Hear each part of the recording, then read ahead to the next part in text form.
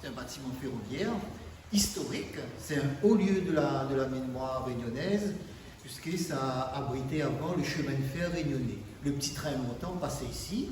Donc ce bâtiment a été construit en 1882, mis en service en 1882. Donc vous voyez toute cette époque-là qui retrace l'histoire, notre histoire de la Réunion, l'histoire du petit train montant. Donc c'est une histoire qui fascine la Réunion, parce que le petit train montant, ça a permis à la Réunion d'avoir de moyens de communication.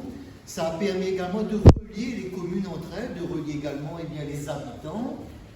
Et le petit train montant, ça a marqué l'économie, la culture et le social dans notre pays.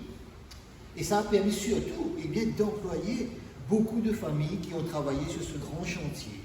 Donc le petit train montant, ça a marqué donc, le paysage réunionnais, ça a amélioré les conditions de vie de la population réunionnaise. Et malheureusement, ça a duré une période, parce qu'après l'histoire évolue également. Le petit train montant a laissé la place pour d'autres modes de communication.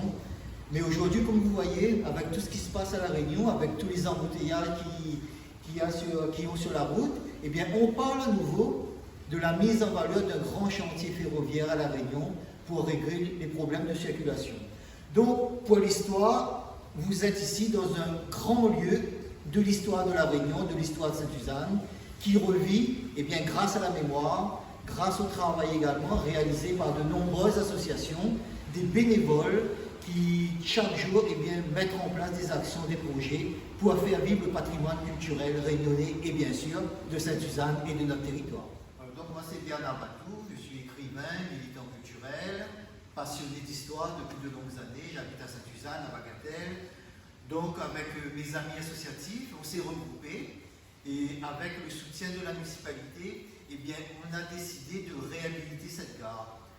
La région a fait les travaux avec la mairie. La municipalité nous a donné le bâtiment mis à disposition et nous, on a créé la maison du patrimoine de Sainte-Suzanne et de la Réunion. Ici, vous voyez, il y a des expositions, il y a des livres, il y a des contes, on accueille des touristes, on valorise vraiment l'histoire et le patrimoine dans toute sa richesse, dans toute sa diversité.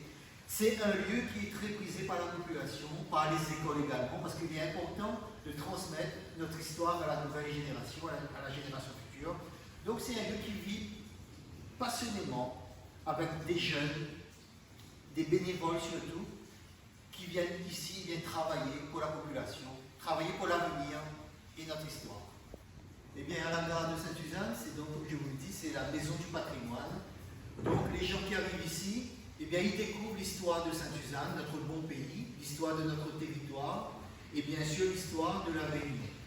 Et tous les mois ici à la gare, on a des ateliers, on a des événements qu'on organise sur l'esclavage, sur la poésie, sur les fonds de guerre, sur le petit train longtemps, sur la vie réunionnaise, sur la vie longtemps. Et ici également, on accueille des ateliers de vie sociale, c'est-à-dire nous sommes ouverts sur le quartier, sur la population, et nous proposons, avec l'association Couleur Mon Nation, des ateliers aux femmes qui vivent dans des immeubles, qui luttent contre l'isolement, pour préparer des ateliers autour du vacuum. Il y a des ateliers de guitare, il y a des ateliers autour du développement durable, et bien sûr, autour du Maloya, parce qu'on adore le Maloya, Sainte-Suzanne, ça c'est notre histoire. Et donc c'est un lieu vivant, où tout le monde passe, où tout le monde trouve son compte, et quand les gens repartent ici, ils repartent avec de belles pages de l'histoire de notre commune et de belles pages de l'histoire de la Réunion. La gare de Sainte-Suzanne, en fait, elle s'intègre dans le cadre des itinéraires de mémoire qu'on a mis en place. C'est-à-dire, on a la chance d'être sur le littoral. Il y a la gare, petit train longtemps, il y a le sentier littoral, il y a la mer, il y a la montagne. Donc, ce que nous proposons au public, aux visiteurs, c'est de démarrer la connaissance de notre histoire à partir du phare, le phare qui est monument historique. Le seul phare unique à La Réunion, c'est à Sainte-Suzanne.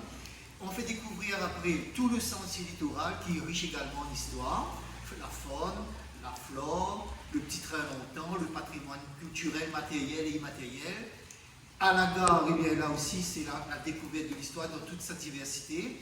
Et on continue ensuite notre balade, notre découverte sur la stèle de Moalbius. Là aussi, c'est un grand moment que le public découvre, que le public vit, les touristes aussi, puisque Albius, vous le savez, c'est un esclave de Sainte-Suzanne, qui a donc découvert le procédé de fécondation artificielle de la vanille.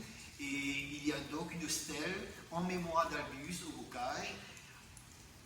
Également, ce jardin de la mémoire du patrimoine qui est à côté d'Albius.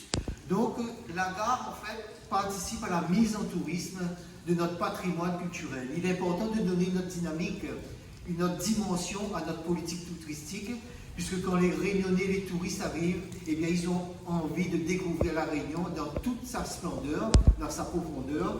Ils ont besoin de vivre en Réunionnais, de vivre cette culture-là, de chanter le maloya, de danser le sega, de découvrir notre tradition autour de la cuisine réunionnaise, de faire du vacuat, de l'artisanat.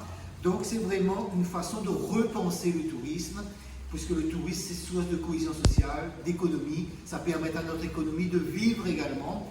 Donc c'est un grand projet qui construit durablement l'avenir. Maloya la pa nous la paix,